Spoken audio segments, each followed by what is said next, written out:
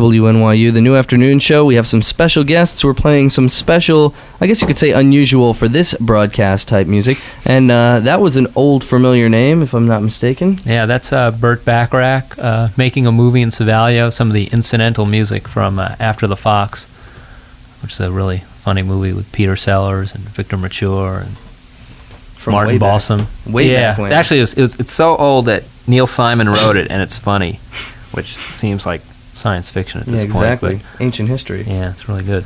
So before that, then we heard Rod Rogers. Mm-hmm. From Rod Terry and the MSR Singers fame, the best behind the wheel.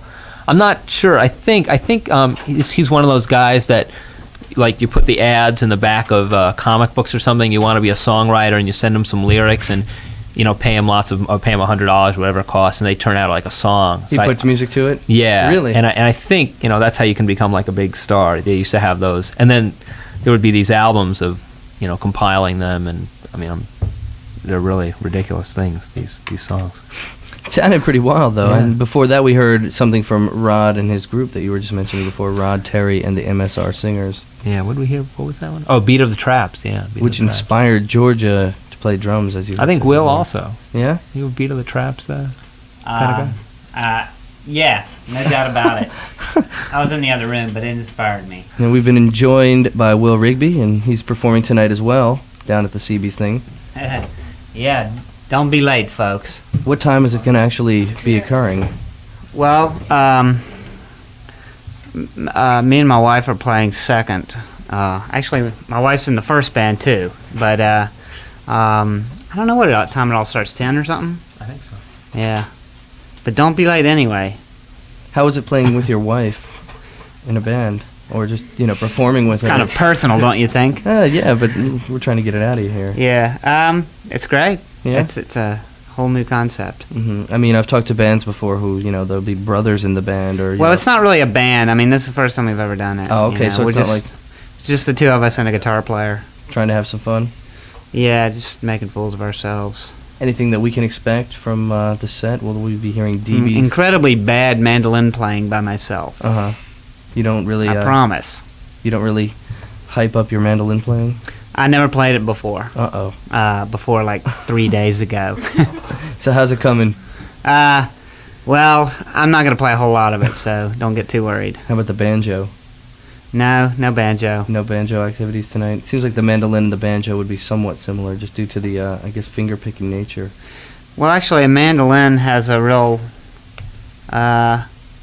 bell-like quality to it, and a banjo is more, kind of meow, meow, meow. The twangy, yeah. Twangy, that's the word I was looking for, yeah. Would the mandolin's bell-like sound be attributed to its shape? The actual almost pear-like or bell-like shape? That's a good question. I don't know. I don't know if that's... Well, undoubtedly it's due to its shape, but it also has very short strings, very high-pitched instrument. Let's see. If you want some trivia, it's tuned like a fiddle. Really? Fascinating, huh? For all you musicians out there. Well, they already know it. It's just the other people that probably don't know that. All the non-musicians, then. So now, who organized this whole big party, as we'll call it? Not me. Craig. From a homestead. Oh, okay. I wasn't sure if that's the Craig you were referring to. I'm still not sure what his last name is after all these years.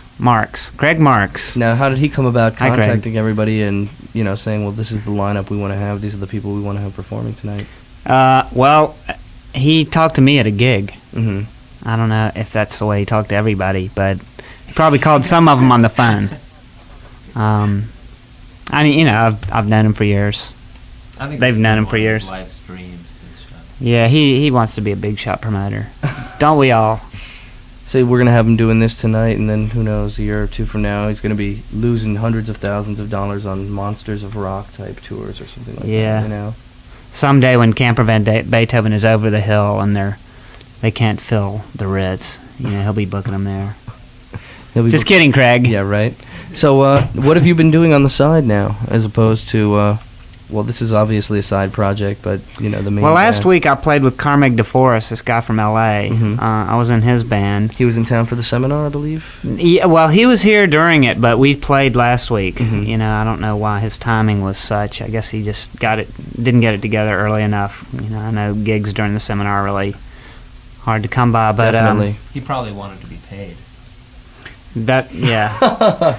I don't know if you could hear that aside, folks, but he probably wanted to be paid, was what Ira said. And he did get paid, and so did I. So you played with him. How about any recording? Have you been in the studio doing anything lately? Well, I've been helping my wife's band, The Shams, do some tapes. I don't know what'll come of it. Yeah, Ira was briefly explaining the Shams and where they came from and how they came about and all that stuff. Right. The dB's have been doing demos. We're getting ready to record a new record. And I've been playing with various other people, nothing of which has even a name yet. Mm-hmm. Any production work? Just The Shams. You're on a record about to come out. Oh, I'm on a record about to come out, yes. And which one? I forgot about that. It was made last year. What would that be? It's The Scene Is Now, New York's finest combo, the Lower East Side's finest band. And you were just playing with them or actually producing I the played record? with them last summer, but it's sort of like not like a gigging band right now. But the record is really great. I'm really, really, really happy with it. When will that be coming out? I'm not going to tell you the uncensored version of that answer, but pretty soon. I don't know. Next month? This month? Okay, so we'll just have to keep our Yeah. eyes and ears out for that. Yeah, I think in September. So you brought by a couple things for us to spin. Well, I didn't really bring anything. I was Found. sort of like disorganized when I got home, but I found some country records and a blues record that maybe we can try. Anything in particular? In any specific order? Well, I'm Moving On is about the only good one on that one, Hank Snow. I mean, there's a lot of good Hank Snow records, but this one seems to have all the mellow stuff like There Goes My Everything and Tumbling Tumbleweeds and Somewhere My Love. That's one we want to avoid. I'm not too familiar with Hank. What's his story? He's been like a Grand Ole Opry artist, since the late 40s. In other words, he's old as the hills. He dresses very carefully, and I personally think that a lot of his early 50s records were more influential than they got credit for being in terms of the start of rock and roll. You can definitely hear like some stuff that Elvis picked up from him in this song. One of the songs that Elvis did on the Sun Sessions was a Hank Snow song. I forget which one. Really? Either I Forget to Remember to Forget You or Trying to Get to You. One of those. Not one of the hugely famous ones, but anyway. Some of his records definitely have a rock and roll feel to them before rock and roll really existed. Right. And everybody thinks the blues created rock and roll, but the white guys had their part in it too. This one's sort of a early rock and roll type of number here. It's So pretty. The Rolling Stones. Yeah, the Rolling Stones did it. It's like his most famous song. So would you say he's one of the unsung, uncredited heroes of rock and roll? One of the Well, I founding, wouldn't go so far as to say he's a hero of rock and roll, but one of the I'd say founding he was fathers or something like that. he was definitely like a grandfather of rock and roll. Maybe not on a par with Muddy Waters or something, but he definitely played his his part. records were to me like trying to go back through the years and work my way back and through recording history, which is sort of what I do. I'm back to the 30s now, but to me, in retrospect, it seems like these records were pretty influential. Mm-hmm. All right, so why don't we take a listen to it? Please, And it's called I'm Moving On. by Hank Snow from the Collector Series compilation. Is that? Yeah, not a very good copy to get, but anyway, Hey, he's good. What can you do? We're the non-profit organization here. Yeah, the only problem is probably going to be in reprocessed stereo, but Yeah. I apologize in advance if it is. Okay, even though you had nothing to do with it. Very little. Hank Snow, I'm Moving On the New Afternoon Show. Now that one was called what? That was an Ira and Georgia selection there. Voodoo Bash. You were talking about the context, but I didn't really listen to the lyrics too closely as we were sort of chatting off mic. And what were they talking about in there? I don't know, something about hash. I think. Hash, mushrooms, a lot of drugs seem to figure in that song. It seemed to have a heavy drug reference, but it sounded like in a 50s or some kind of, maybe even, no, I'd say about a 50s or 60s recording. No, early 70s. Really? Yeah.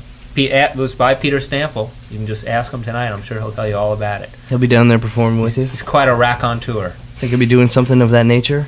Well, I'm pretty sure he's playing by himself, but who knows? He might even do that song. Yeah, I don't know. And before that, we heard a Will Rigby selection. Hank Snow, I'm Moving On, though it was quite different than he had actually anticipated.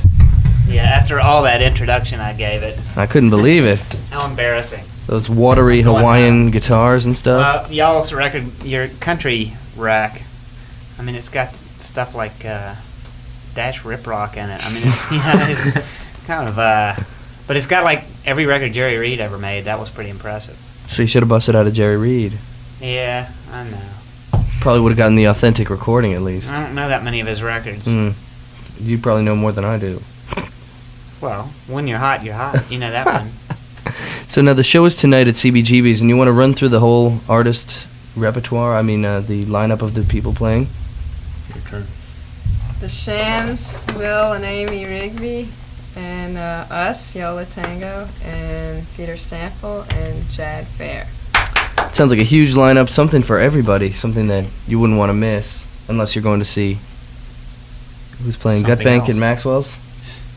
No, we're not Unless you're going to promoting Pittsburgh other to see the shows Mets. here. Well, it's pretty dead in the that's city. Right. I Unless mean, you're going to Pittsburgh to see Keith Hernandez return to the lineup. yeah, right? That would be kind of cool. You know, the Mets need to beat Pittsburgh this weekend bad.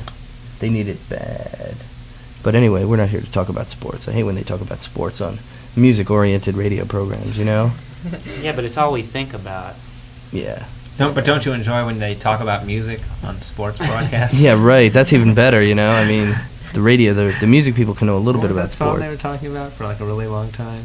On a sports broadcast? They were trying to trace like the roots of the I can't song? remember, yeah. I remember what you were talking about, yeah. And did you hear when Tim McCarver was talking about Pee Wee Herman the other day? Oh Yeah, yeah, how talented he was. Yeah, and how he will only be Paul Rubens or Pee Wee Herman. He won't be both.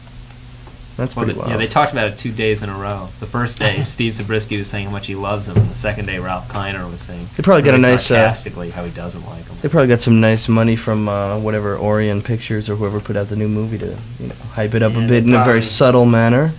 Yeah. So will either of you be playing around aside from this gig, or is this the only opportunity for people to see you in New York at this point in time? Actually, we're doing something like this next Sunday in Hoboken at this free outdoor thing, the River City Fair. Where's that going to be located? South Tip or? It's along the Along the Hudson water? River in somewhere like in the middle of Hoboken, middle Mhm. of town, along the river.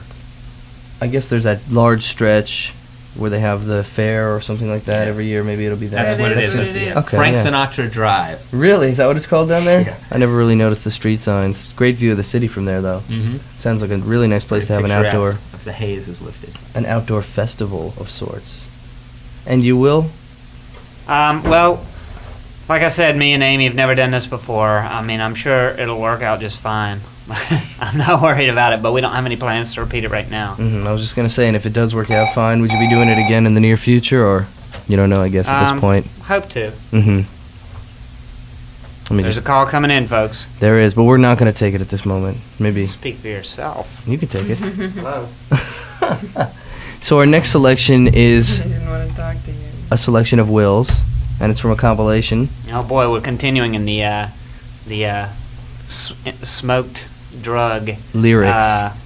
lyric vein. Yeah. This is a record from 1941 by Champion Jack Dupree called Weed-Headed Woman. I guess that speaks for itself, pretty much. That says it all. All right, Weed-Headed Woman on WNYU.